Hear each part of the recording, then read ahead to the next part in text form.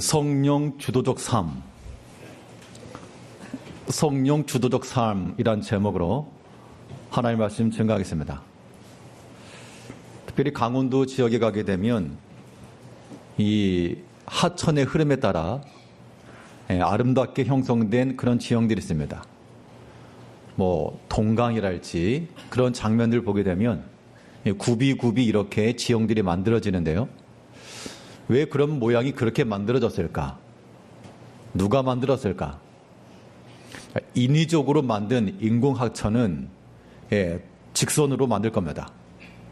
그런데 그런 자연 하천 같은 경우는 물의 흐름을 따라 형성이 되는 겁니다. 그 물이 흘러가는 그 자리에서 지형이 만들어지고 또한 식물들이 자라기도 하는데요. 이런 흐름이라고 하는 걸 중요합니다. 이 시대를 움직이는 것도 하나의 흐름이 있어서 그것을 가리켜 우리는 사상 혹은 문화라고 말합니다. 이런 인간의 사상과 문화라고 하는 것도 하나의 흐름과 트렌드가 돼서 이 시대의 사람들이 어떻게 살아가는지를 결정을 해주곤 합니다. 우리 영적인 면에도 마찬가지인데요. 우리의 신앙적 형태, 우리 믿음의 삶의 모습들을 결정짓는 것은 무엇일까? 우리는 왜 나 자신은 이런 모습으로 신앙생활을 하는가라고 하는 것도 하나의 흐름이라고 하는 것이 있을 것인데, 우리가 성령 주도적 삶을 살아간다라고 하는 것, 하나님의 영이 우리 가운데 주도하심이 되고 우리 삶의 흐름이 될 때 이것이 하나님 안에서 성령께서 이끌어 가시는 그의 삶이 되는 겁니다. 그러면 하나님의 영이 흐름을 주도하는 영적 주도의 삶, 어떻게 살아가는 것인가? 무엇이 우리 삶을 관통하는 주제가 되어야 되겠는가? 오늘 본 말씀을 통해서 살펴보도록 하겠습니다. 첫째로 성령 주도적 삶을 살아간다라고 하는 것은 우리가 하나님의 소유라고 하는 인식을 항상 기억하며 살아가야 됩니다. 한번 따라서 하시죠. 하나님의 소유입니다. 이런 마음이 없으면 우리 하나님과 무관하게 살아가는 것이고, 내가 하나님의 소유라고 하는 것을 인정하며 사는 사람들은 매 순간순간마다 하나님께서 이끄시는 대로, 우리 찬송했던 것처럼 내 손잡고 가소서, 하나님께서 나를 이끄시는 그 방향으로 가는 것이 가능한데, 그 이유가 무엇인가? 하나님이 주인이니까, 내가 하나님의 소유이기 때문에 그러한 삶이 가능하다는 겁니다. 오늘 본문에서 바울 사도는 이 고린도 교회 성도들에게 보낸 편지 가운데서 기억하라, 너희가 서로 분쟁하거나 나뉘거나 하는 것은 너희가 지금 주권자 위치에 있다. 하나님의 교회 안에서는 하나님 한 분 외에 주인이 없고 주권자가 없으므로 너희가 그렇게 분쟁하며 나뉜 것은 합당치 않다. 너희가 다 하나님의 소유인 것과 하나님의 거룩한 성전인 것을 깨달으라 라고 지금 교훈을 해주고 있습니다. 우리가 하나님의 소유이면 응당 그 주인 되시는 하나님의 뜻대로 행하는 것이 필요한 겁니다. 오늘 본문 3장 16절에서는 너희가 하나님의 성전인 것과 하나님의 성령이 너희 안에 거하시는 것을 알지 못하느냐. 자, 이런 질문에 대해서 바울 사도가 고린도 교회 성도들에게 보낸 편지지만, 이 동일하게 오늘 이 시대를 살아가는 우리 모든 성도들에게 주시는 그런 말씀이니까 우리들에게 동일하게 너희가 하나님의 성전인 것을 알지 못하느냐, 이런 자기인식이 중요한 겁니다. 하나님의 성전이라 했으니 그 주권자와 권세는 오직 하나님께 있고, 또 그 안에서 일을 이루시는 분도 성령께서 너희 안에 거하신다. 결국 겉으로 드러나는 모든 것들은 우리 안에 있는 것으로 인해서 나타나게 될 것인데요, 사람이 말하는 것이나 행하는 것도 사실은 그 안에 내재된 그런 인격들, 내재된 마음들이 겉으로 드러나는 게 분명합니다. 그래서 성경에서는 말하기를 너희가 쌓은 악에서 악을 내고 쌓은 선에서 선악을 낸다 그랬습니다. 우리 겉으로 드러나는 것들이 우리의 속에 있는 것이라 그러면 우리의 모든 언행, 행실들을 보았을 때 과연 내 속에는 무엇이 있는가? 내 속에 도대체 무엇이 있길래 나에게서 이러한 악한 마음과 세속에 속한 마음과 여든 인간적인 생각과 이런 게 나오는가? 이런 것이 나온다 할 때는 그냥 나온다 하지 않고 왜 이런 것들이 기어 나오는가? 도대체 내 속에 무엇이 있길래 하나님의 영이 우리 가운데 거하시면 하나님의 영이 합당한 것이 나와야 마땅함에도 불구하고 여전히 우리 가운데 그에 미치지 못한 것이 있으면 이것이 이제 우리가 자신을 살펴야 될 그런 부분들인 겁니다. 중요한 것은 우리 삶의 모든 것에 있어서 하나님의 소유라고 하는 것을 우리가 잊지 않아야 됩니다. 결국에는 우리 자신까지라도 내가 가지고 있는 어떤 물건들만 하나님의 소유가 아니라 우리 자신까지라도 하나님의 소유라 했으니 우리에게 속한 모든 것들은 당연히 또 하나님의 것이 되는 겁니다. 하나님의 소유를 인정하며 사는 사람들은 하나님께서 그 뜻대로 행하신다고 하실 때 우리가 막아서지 않는 겁니다. 못합니다. 안 됩니다. 가 아니라 주의 뜻대로 이루어질지이다. 하나님께서 우리에게 주신 것도 나의 것이라 말하지 않고 뭐라 말하는 겁니까? 내게 하나님께서 우리에게 주신 것도 내 것이라 말하지 않고 내게 맡기신 것, 맡기신 것. 맡기셨다고 했으니까 내가 가지고 있어도 내 건 아닌 거예요. 그런 마음을 지니고 있어야지만 우리가 하나님의 영이 인도하심을 따라 살아가는 겁니다. 내 자신도, 내 자녀들도, 내게 맡기신, 내게 주신 모든 것들도 내 것이라고 생각하면 다 내 마음대로 하죠. 아, 내 건데. 내 물질이고, 내 건강이고, 내 시간이고. 그런데 하나님께서는 그 어느 것도 너의 것이라 말하지 않았고 우리에게 맡기신 것이니 맡은 것을 가지고 자기 것 행세하면 뭐가 되죠? 그것은 이제 다른 사람의 걸 탈취하는 게 되는 겁니다. 하나님께서 우리에게 맡기신 것이니 어떠한 때라도 그러니까 욥이 그런 마음을 가졌죠. 하나님께서 그에게 풍성하게 하셔가지고 많은 것을 가지고 있을 때 아하 좋다 그렇게만 말하지 않고 이 모든 것을 누가 주셨다? 하나님이 주셨다. 또 욥을 하나님께서 욥이 있는 것을 싹 걷어가셨을 때에도 아이고 아깝다 내 거 그렇게 말하지 않고 뭐라 했습니까? 하나님께서 거둬가셨다. 주신 자도 여호와시오 거두어가신 자도 여호와시라. 그런 마음이 있었기 때문에 그는 어리석게 무엇하지 않은 겁니까? 어리석게 원망하지 않았다 그랬어요. 욥기 1장 21절 말씀에서는 주시니도 여호와시오 거두시니도 여호와시니 여호와 이름이 찬송을 받으실지니이다 하고 이 참으로 하나님께서 주인 되신 삶을 살아가는 사람의 모습인 거죠. 오늘 이거 욥기 1장 21절 한번 같이 읽어보겠습니다. 21절 주시니도 여호와시오 거두시니도 여호와시니 여호와 이름이 찬송을 받으실지니이다 하고 그러니까 하나님이 주신 것이면 주신 것에 대해서 감사할 것이고 안 주셨으면요 안 주신 것에 대해서 원망하라는 말씀 없으니까 허락하지 않으신 것에 대해서도 하나님은 찬송을 받으실 하나님. 있는 것을 거둬가셨다.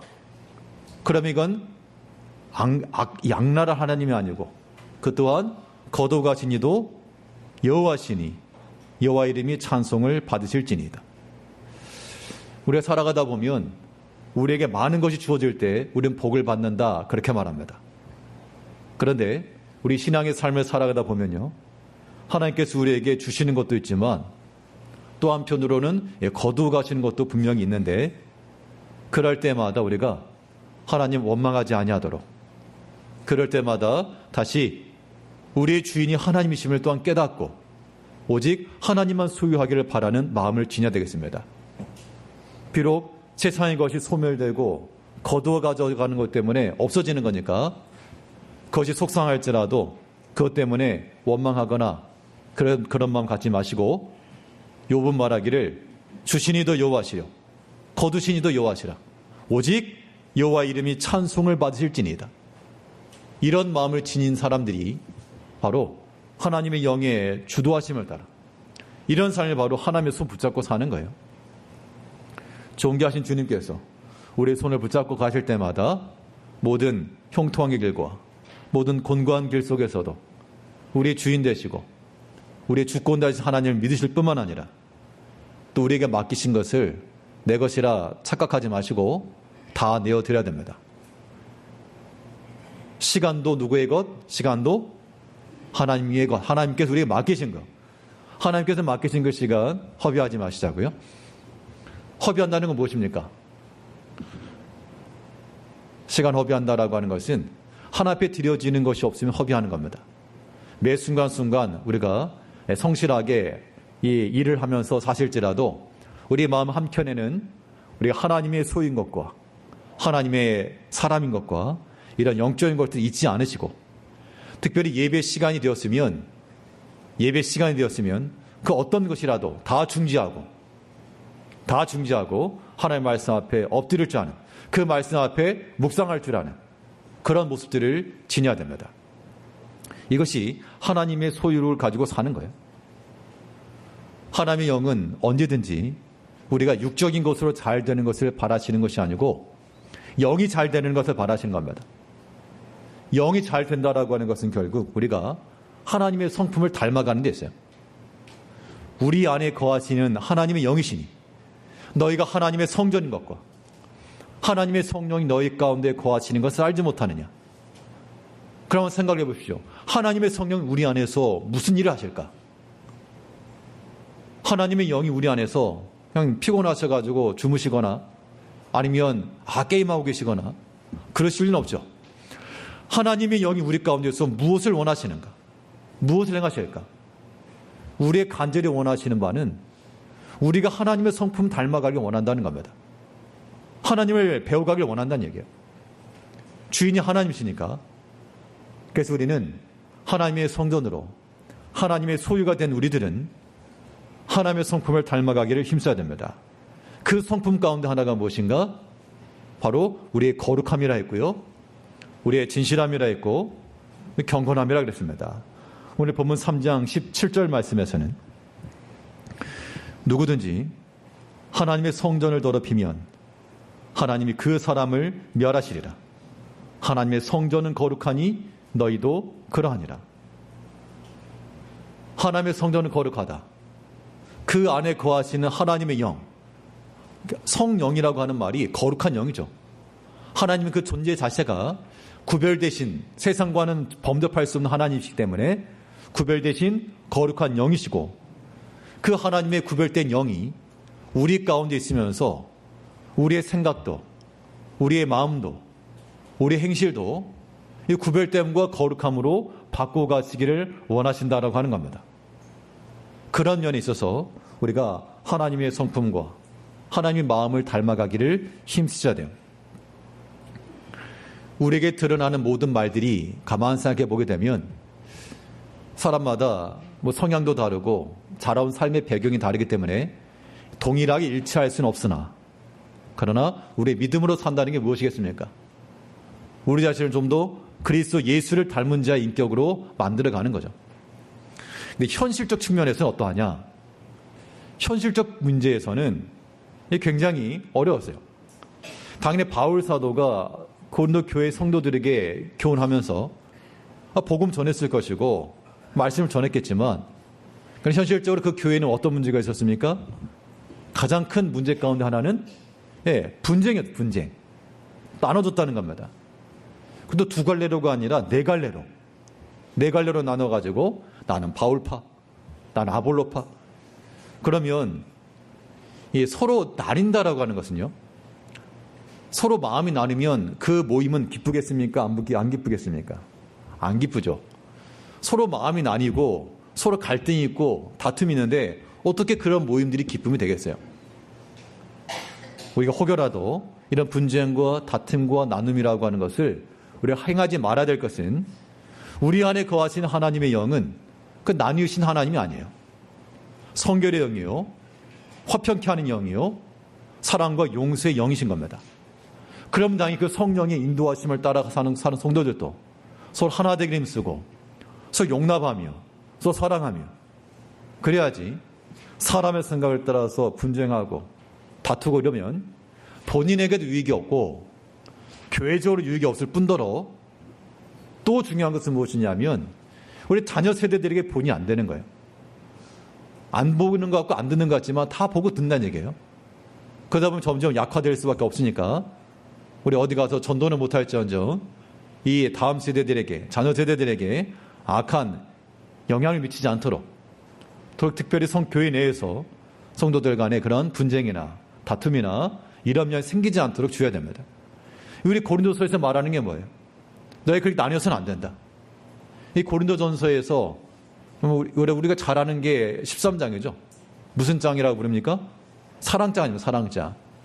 그게 왜 있어요, 그게? 사랑은 언제나 오래 참고, 기타 치면서 노래하라고 있는 겁니까? 사랑은 언제나 오래, 그 기타 치면 노래하라고 있는 상이 아니에요. 분쟁과 갈등 가운데 현실적인 성도들에게 그렇게 행하지 말고, 참으로 인내하고, 참으로 온유하고, 참으로 아끼며, 자랑하지 말고, 하나 될 것을 교훈해주고 있는 겁니다. 이제 우리가 하나님의 소유로 산다라고 하는 것은 우리 마음속에 우리 속에 거하시는 하나님의 영을 따라 우리가 하나님의 성품을 닮아가는 데 있어요. 하나님의 성품을 닮아가려면 어떻게 될까? 그러니까 구체적으로 행동 하나하나가 필요한데 그 이전에 우리가 하나님의 성품을 닮아가기 위해서 필요한 것은 점심 때 식사를 하시겠습니다만 식사를 할 때 먼저 뭘 준비하는 거죠? 식사를 하기 전에 먼저 이루어져야 될 것은 뭐냐면 물론 음식도 하고 다 하는 거지만 깨끗한 그릇에 음식을 담아서 먹습니다. 그게 지저분한 상태에 있게 되면 담을 수 없죠. 우리가 하나님의 영의 인도하심을 따라 우리 삶 속에 우리의 행동과 언어 속에 하나님의 영을 담아 행하려면 우리 안에 있는 이미 그러한 모든 세상에 썩어질 것들을 피하는 것이 우선이라 그랬습니다. 그 이유이라야 우리가 하나님의 성품을 닮아갈 수가 있어요. 우리 베드로서 1장 4절을 보게 되면 여기 성경 구절 한번 다 찾아보시겠습니다. 베드로 후서 성경 한번 찾아보시죠. 베드로 후서 1장 베드로서는 382쪽에 있습니다. 신약성경 382쪽인데요. 베드로서 1장 4절 말씀에서는 하나님께서 우리로 하여금 세상에 썩어질 것을 피하여 신의 성품에 참여하는 자가 되게 하려 하셨다. 그렇게 얘기를 했습니다. 신성한 성품을 했죠. 개역 한글 성경에서는 신의 성품이라 그렇게 표현해 줬는데 이러한 신성한 성품, 신의 성품에 참여하기 위해서는 먼저는 세상에서 썩어질 것들을 피하라 했고 이제 우리 안에 거하시는 하나님의 영이 세상에 썩어질 것들을 피하여서 참으로 그의 합당한 성품의 일을 행하실 때 그때 나타나는 것이 무엇이냐? 우리 베드로서 1장 5절부터 보면요. 우리 5절부터 7절인데 한번 같이 읽어보겠습니다. 베드로서 1장 5절에서 7절. 그러므로 너희가 더욱 힘써 너희 믿음의 덕의 지식을, 지식의 절제를, 절제의 인내를, 인내의 경건을, 경건의 형제우애를, 형제우애의 사랑을 더하라. 이런 것들이 바로 우리 안에 거하시는 하나님의 영이 이루시고자 하시는 모습이라는 겁니다. 우리가 만일 믿음 가운데 거하지 아니하면 도대체 우리 속에는 무엇이 있길래? 우리가 만일 덕스러운 말과 행실을 하지 아니하면 과연 내 속에는 무엇이 있길래? 우리가 만일 절제를 하지 아니하면 내 속에 도대체 어떤 탐심이 있길래? 우리가 만일 형제를 행하지 아니하면 내 속에 도대체 어떤 악한 마음과 시기하는 마음이 있길래? 우리가 만일 서로 사랑하지 아니하면 도대체 내 마음에 무엇이 있길래? 우리가 이러한 믿음에 속한 신의 신성한 성품에 참여하지 못하는가? 사람이 완벽할 수가 없고 또 완전하다라고 말할 사람도 없습니다. 그러나 우리가 듣고 배우는 바, 이 믿음의 행실 속에서 참으로 하나님의 영이 우리 가운데 거하신다 했으니 그 하나님의 영이 우리 안에서 오늘 보면 이 베드로후서에서 나오는 거 반대되는 믿음이 아닌 불신앙, 절제가 아닌 사치와 낭비, 인내가 아닌 모든 조급함, 이런 것들을 하나님의 영이 이루시지 않을 거라는 겁니다. 우리의 삶 속에서 하나님께서 이루시고자 하시는 그 말씀들을, 그 모습들을 항상 생각하는 것이 우리 가운데 필요한 겁니다. 세상에 썩어질 것들을 피하여, 너희가 정욕 때문에 세상에서 썩어질 것을 피하여 신성한 성품에 참여하라.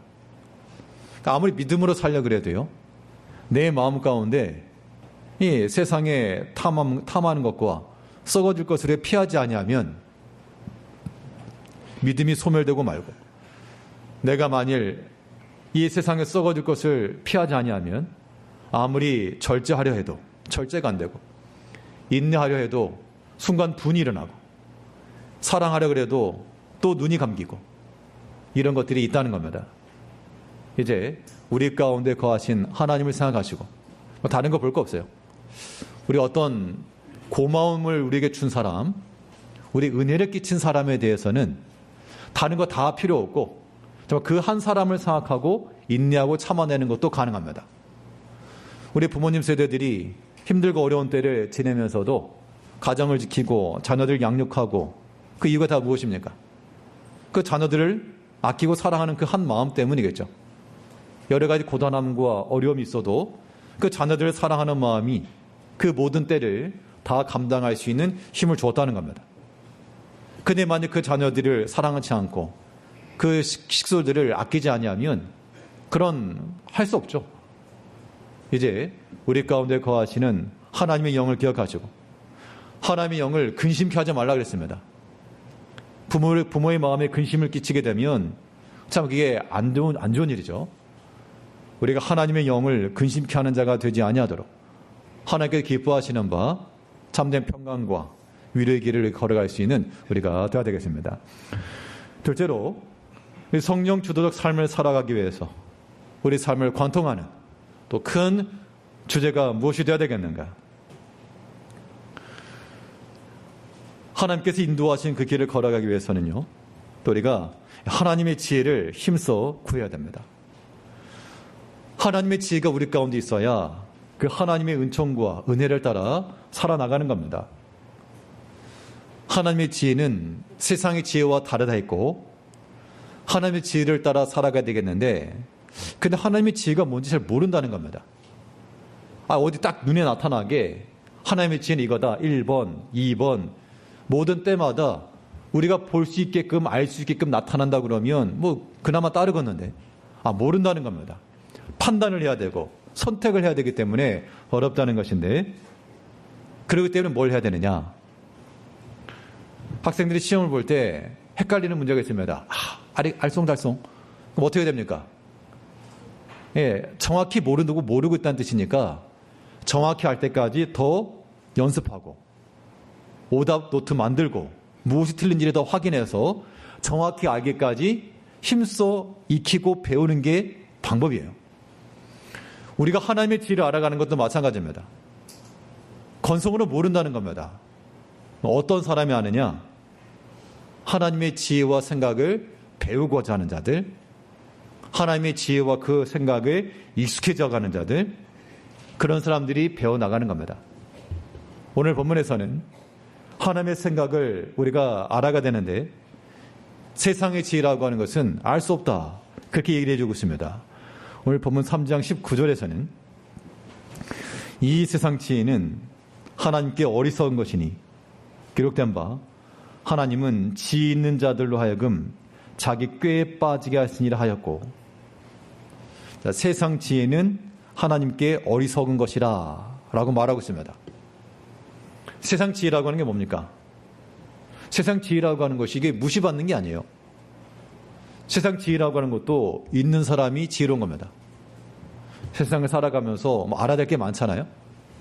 사람도 알아야 되고, 경제도 알아야 되고, 이것도 알아야 되고, 저 법도 알아야 되고. 그러니까 아는 게 많은 사람은 그 아는 지혜를 가지고 행할 수 있는 게 분명히 있어요.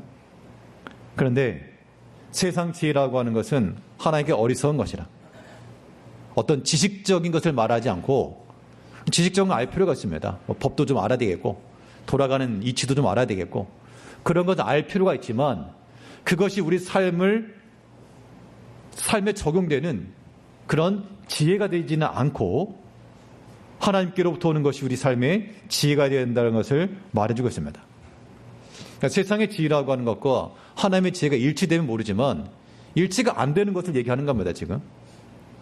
물론 세상의 지혜 가운데도 하나님의 지혜와 일치되는 그런 부분도 분명히 있어요.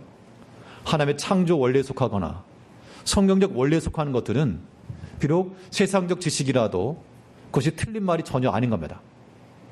그런 것 지혜 가운데 어떤 속담이랄지 격언이랄지 그런 것들은 성경에 기록되지 않았지만 성경적 교훈과 원리가 이루어지는 경우가 굉장히 많죠. 그런 지혜라고 하는 것도 우리가 유념하고 읽을 필요 있습니다. 그래도 책이라고 하는 것도 꼭 신앙 서적만 아니라 그런 고전 책들은 읽을 필요가 있죠. 그런데 세상의 지혜라고 하는 것이 하나님 말씀을 어겨가면서까지 하나님 말씀을 물리치면서까지 이루고자 하는 그런 지혜가 어리석은 것이다라고 말하는 거예요. 왜냐하면 하나님과 대적해서 이길 수가 없음에도 불구하고 하나님과 정반대 입장, 그것이 옳은 것이라고 말하는 것, 그게 합당치 않다는 겁니다. 이건 마치 무엇에 비유할 수 있을까? 그러니까 이제 우리 경험이 많은 우리 세대들은 요즘 같은 경우는 이 지식이라고 하는 것도 접근할 수 있는 기회가 많아서 그리고 어린 아이들이라도 더 많은 지식들을 가질 수 있는 게 분명합니다. 하지만 우리 나이에 비해서 무엇이 없는가 하면 경험이 없겠죠.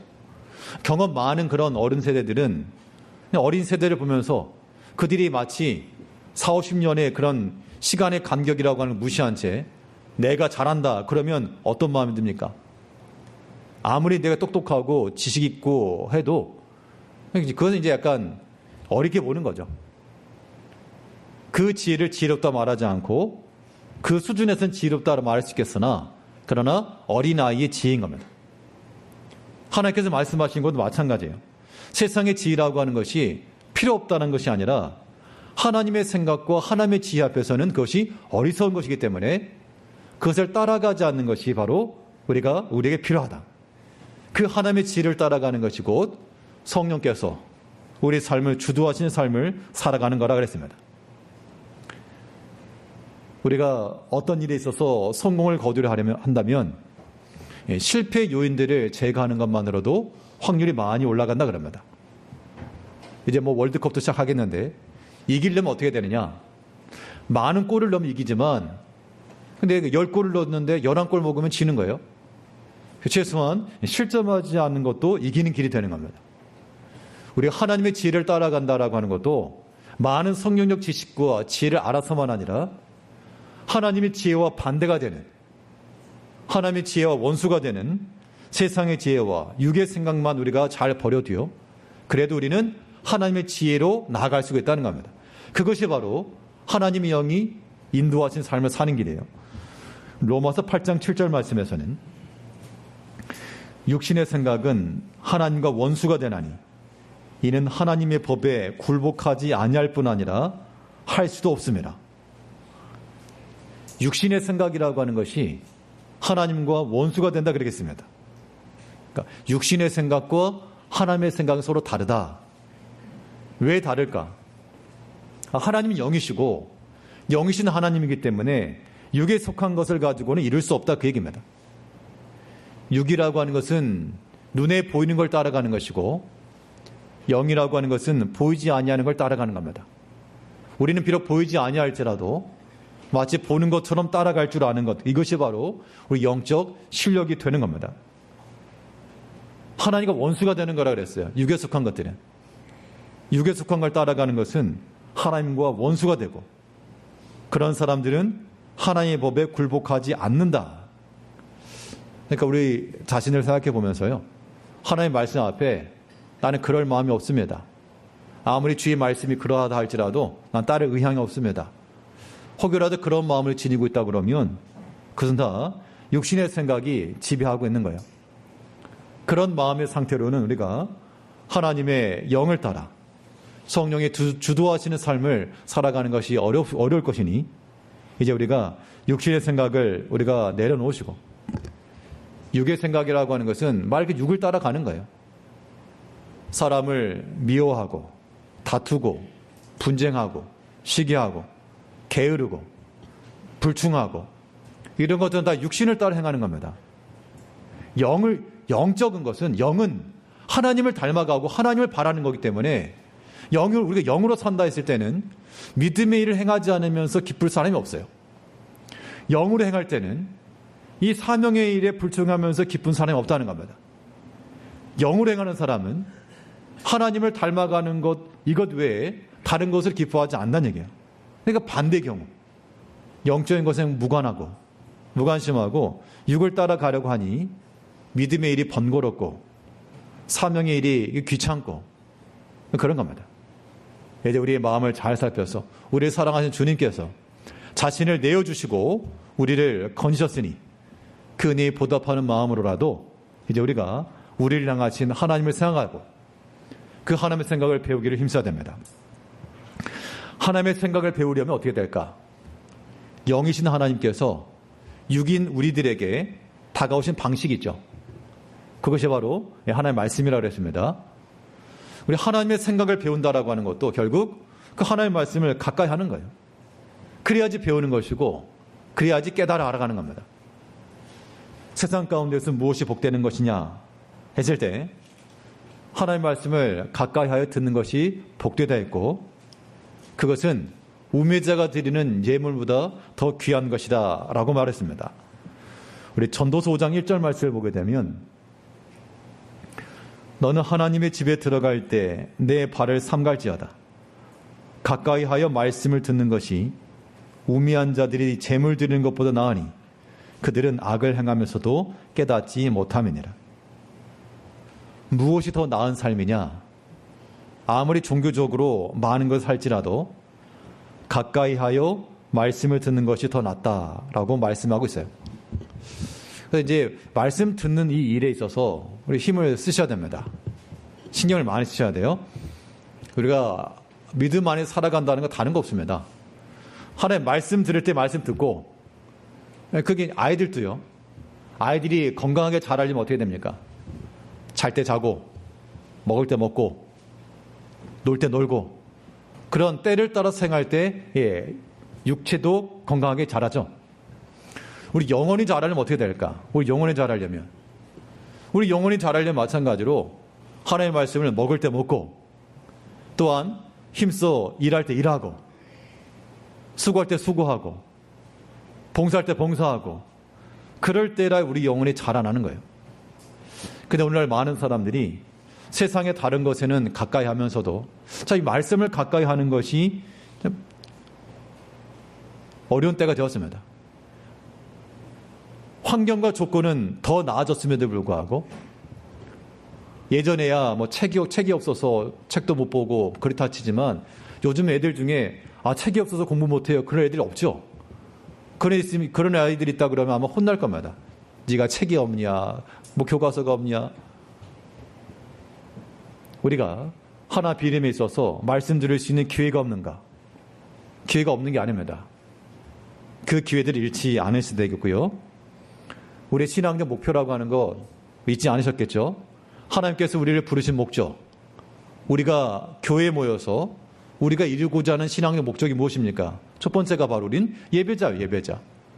예배자라고 하는 것은 하나님의 말씀 앞에 모여서 그 말씀을 나의 삶의 기준으로 삼고 세상을 살아가는 다른 문화와 사상이 아닌 하나님의 말씀이 내 삶의 기준되고 판단의 근거가 되고 하나님의 말씀이 선포되는 그 시간들마다 우리 행하던 모든 것들을 중단하고 하나님 앞에 모이는 것, 그게 바로 예배자의 삶이라고 하는 겁니다.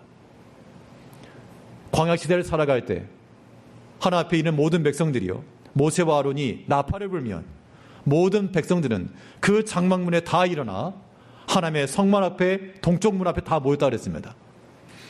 하나님 앞에서 모이라고 나팔이 불렸을 때 그 장막이 나오지 않은 사람도 있었어요. 오늘날과도 같이 안 가. 분명히 그런 사람도 있었지만 그런 사람은 어떻게 되었습니까? 고라와 그 일당들이 대표적인 케이스죠. 우리는 안 나간다고, 안 간다고. 하나님께서 그들의 결말을 심판하신 겁니다.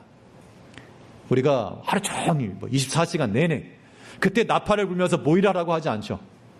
그러나 하나님 말씀이 나타난 그 시점 놓치지 마시고요. 놓치지 마시고 하나님 말씀을 귀히 여기고 또 사모하고 그 시간들을 기다리고 그런 마음이 하나님을 기다리는 마음이에요. 여러분들 어떤 약속을 나아갈 때 그 약속 가운데 나오는 사람이 깜빡 잊었다 라든가 혹은 아무런 생각도 없이 거저 나왔다거나 그러면 어떤 마음이겠어요? 굉장히 무시받는다는 마음이 들겠죠. 분명 나랑 약속을 했는데 기억 안 하고 다른 데 갔다 그러면 100% 그러실 거예요. 약속해놓고 나 딴 데 갔네 그러면 무시한 거잖아요. 우리가 사람에 대해서는 혹여라도 그런 마음이 든다 치더라도 사람 앞에서도 그러면 안 되지만 약속이라고 하는 것은 우리 하나님 앞에서 예배라고 하는 것은 정해진 약속입니다. 그렇게 생각하지 않으세요? 예배라고 하는 것은 그 시간은 하나님 앞에 약속이에요. 그럼 그 약속 시간이면 뭐 하셔야 됩니까? 이런 말씀 불편하겠지만 그 약속 시간이라고 하는 것은 지키는 시간이죠. 우리가 하나님의 말씀을 들을 수 있는 기회와 하나님의 영이 우리 가운데 임하실 때 도대체 무엇이 들어가는가? 우리 안에 무엇이 들어가는가 그 얘기예요. 우리가 듣는 것을 하나님 영도 들으시고 우리가 가는 곳을 하나님 영도 가실 것인데 과연 우리는 무엇을 보여드리는가? 무엇을 들려드리는가? 하나님께서 우리에게 주신 모든 시간 가운데 하나님의 말씀을 배우고 익히고 이것이 하나님의 지혜를 따라가는 것이고 그것이 곧 하나님의 영의 주도적 삶을 살아가는 겁니다. 하나님의 말씀을 듣고 깨달음이 왔을 때요. 하나님 말씀을 듣고 깨달음이 왔을 때 우리는 그걸 뭐라 말합니까? 두 글자로 말하면 하나님 말씀을 들었을 때 내 마음에 깨달음이 왔다. 그러하구나. 지금 내 삶에 꼭 필요한 말씀이구나. 지금 내 환경에 딱 맞는 말씀이구나. 라고 하는 걸 깨달아지게 되었을 때 그때 우리가 이렇게 표현합니다. 무엇을 받았다라고. 은혜 받았다라고 말하는 거예요. 은혜 받았다라고 하는 것은 일이 잘 되고 그런 것만이 은혜가 아니고 하나님 말씀에 깨달아짐이 있을 때 은혜를 받는 거예요. 이 말씀 가운데 참으로 그러하구나. 내게 필요한 말씀이구나. 나를 향하신 말씀이구나. 그 말씀 우리 가운데 깨달음이 왔을 때 이거 듣기 싫다라고 그러면 안 되시고 참으로 그러하구나. 하나님 내게 말씀하시는구나. 그 은혜 받음이 우리 가운데 자랑이 되고 그 은혜 받음이 우리의 추구하는 목표가 되어야 한다는 겁니다. 이 땅을 살아가면서 이 한 주를 살아가면서도 우리가 하나님의 주도적 삶을 살아가야 한다라고 하는 그 말씀 속에서 참으로 그러하다라고 인지하는 사람들, 깨닫는 사람들은 은혜 받는 거예요. 그 받은 은혜가 우리 가운데 여전히 남아있을 때 내가 하나님의 소유된 자로서 하나님의 성전으로서 거룩하고 구별하며 하나님의 지혜를 우리가 따라가고 그 지혜를 배우기 힘쓰고 하나님의 음성에 들려있는 그 시간 내가 약속을 지키고 그래야 되겠다 라고 하는 그 믿음의 결단, 그 의지, 이것이 바로 하나님께서 우리에게 요구하시는 바요, 기대하시는 바라고 하는 겁니다. 이 한 주 동안에는 특별히 다른 때보다도 하나님의 성전인 걸 기억하시고 우리 안에 하나님의 영이 우리에게 무엇을 기대하시는지 하나님의 지혜를 배우고 그의 말씀을 가까이 듣기 힘쓰시며 말씀의 약속의 시간들을 잊지 마시고 다 준수하시는 하나님의 마음을 기쁘시게 하는 성도님들 다 되시길 바라겠습니다. 기도하겠습니다. 우리 지혜롭게 사랑하신 아버지 하나님, 자신의 모든 걸